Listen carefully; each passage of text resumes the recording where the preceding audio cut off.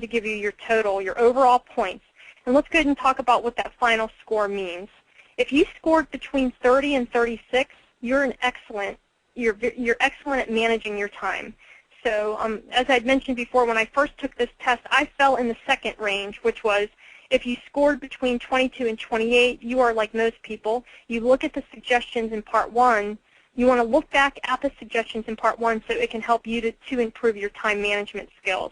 And then I waited about a month, and I went ahead and I retook this test, and then it scored me at a 30. So I went, I bumped myself up a little bit. I'm at a 30, and I started off as a 28. And if you scored below 20, it just basically is telling you that you just need to concentrate on, improving your time management skills, and you're probably wasting a lot of time. So there are some things, hopefully on this call that you'll be able to get out of it to help get you more organized and to put you in a higher category, which is like most people, because that's pretty much the average. So, all right, let's go ahead and move on to the next slide. Let's talk about the top 10 time management mistakes. All right. Mistake number 1, keeping too many things in your head.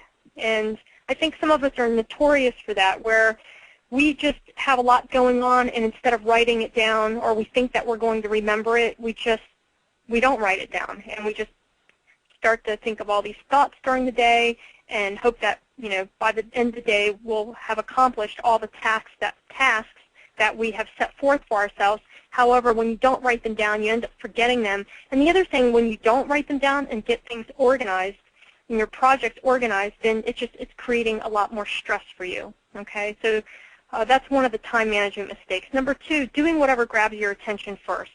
As real estate investors, you have a lot of fires that you're probably putting out on a daily basis. And when you wake up in the morning, you might think, okay, I have an idea of what my day is going to consist of. And then all of a sudden the phone starts blowing up, emails are coming in, you have to get down somewhere to get some contracts signed and things like that. So, that's a mistake on, just you kind of just running after what's being pushed in your face. So we'll go over in a little bit how we can avoid some of that. All right, mistake number 3, not spending enough time on your top priorities. Well, you can't spend enough time on your top priorities when you're too busy putting out little fires or things that you think are important but really aren't important, and we'll go over that in more detail in a little bit. Mistake number 4, doing very efficiently that which need not be done at all. So, and I guess that's where, I'll use the word fun comes in, that sometimes it looks like we're being productive or we're doing things that are more fun or we think need to be done, but they really don't. If we don't do them at all, then we can focus on some of the tasks that are more important that we need to have accomplished that day or that week. Okay, mistake number 5, poor planning. Here's an example of an overscheduled day, and as I put in here, one word, wow. And the reason why is, that's a pretty busy day and it's very overscheduled, and I can see by the time this individual gets to the end of the day, he or she is going to be extremely maybe stressed or very fatigued.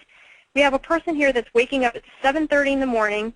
They've timed themselves, which I guess they think that the shower's around 10 minutes, and maybe they've even put this in their calendar that, okay, I'm not going to give myself more than 10 minutes of taking a shower. My breakfast can't exceed 10 minutes. Then I'm on my way to work. We can't, really reduce that work or that time too much. Then they go on to read their email. They have voicemail, faxes. They're going to call somebody. They're going to prepare a memo. Then they go on for a coffee break, which I guess they think is only going to last 5 minutes, and it probably isn't going to just last 5 minutes. And then they start just, it goes on and on and on, and then the day goes on, and the next thing you know, a lot of things have not been accomplished. But although this person looks very busy, they've completely overbooked themselves, and it comes down to poor planning.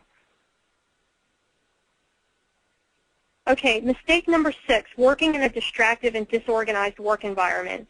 And I think that's really important to make sure that you have a really good work environment where it's clean, organized, tidy, and everything is where you need it to be, and so you can remember where everything is, because I know that, in my office, I'll use my office as an example, and I work remotely, so I have a home office, and I do try to keep everything organized. I put in more bookcases and different file cabinets and things like that, just to keep my desk clear. And the only thing that I normally keep on my, on my desk are projects that I'm presently working on for that day, and then my computers. Otherwise, everything else is put up, and I just keep things in drawers and just keep everything clear. So, definitely you want to make sure that in your own work environment, that you don't want to be distracted by having a disorganized, desk space. All right, attempting to do too much, mistake number 7, and I will be the first culprit to say that I do that as well. So, and I'm learning very quickly that sometimes you can't try to be doing too much or too much multitasking. Always saying yes.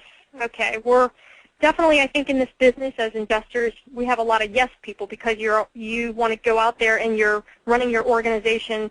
We have 99.9% that are in real estate, which are the presidents, the CEOs, and you're running your own business. Therefore, you have to say yes to a majority of what's coming in. Sometimes as an investor, when you're first starting out, you don't have a virtual assistant, you don't have any assistants in the office, or you might not even have a business partner. So pretty much all the work, falls on your shoulders. Well, I guess there's a way, what I've learned too is a way to balance that so you don't always have to say yes to everything and you can farm out your work.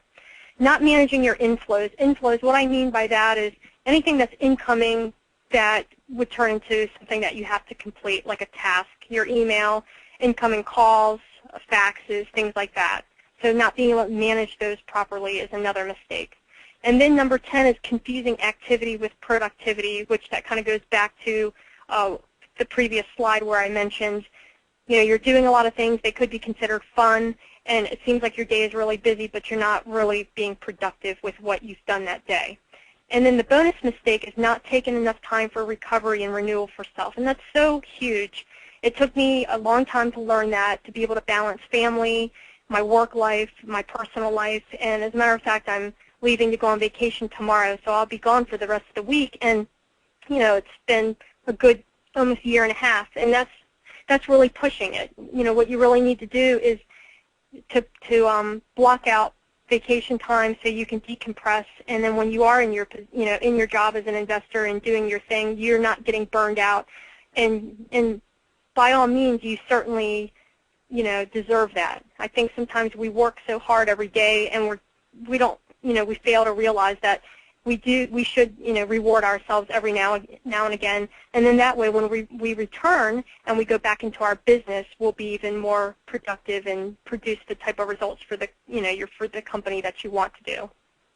Okay, secrets to managing your time better. Okay, so let's go over how you can manage your time better. Well, first of all, make sure that you're writing things down because it's going to help you to organize, prioritize, and it's going to manage everything that you would like to do.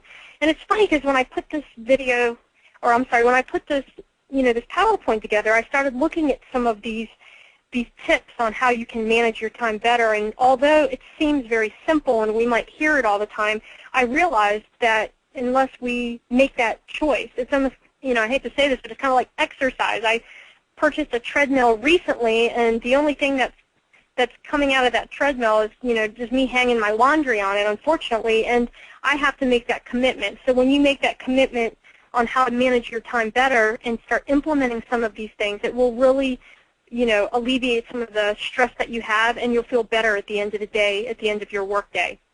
All right, so you should only have to remember the details of your work when you actually need them. What does that mean? It's being able to organize all your tasks that you're getting done and putting them in a place so when you need to retrieve them, setting up a filing system or however you're running your business now, just making sure that when it's time to access them that you can find them, and that's pretty much it for number 2. Number 3, you can't do everything that is available to do. You have to choose certain things over others, and that is so true. So if you wake up in the morning and you have a really large list, you probably won't be able to get to everything that day, and then you'll just have to table it for the following day or for that week or for that month. But what I'm learning also is that when you're trying to plan your days and your weeks and your months, it's not bad to actually look at the long-term picture instead of trying to squeeze everything into just one day or 1 week. You have to make time for the things that are important to you, possibly at the expense of less important things. And to me, that kind of goes back to, I'll use the whole vacation as an example. So You have to determine what's important to you, and then some of the other things you can kind of push aside that you have to consider. So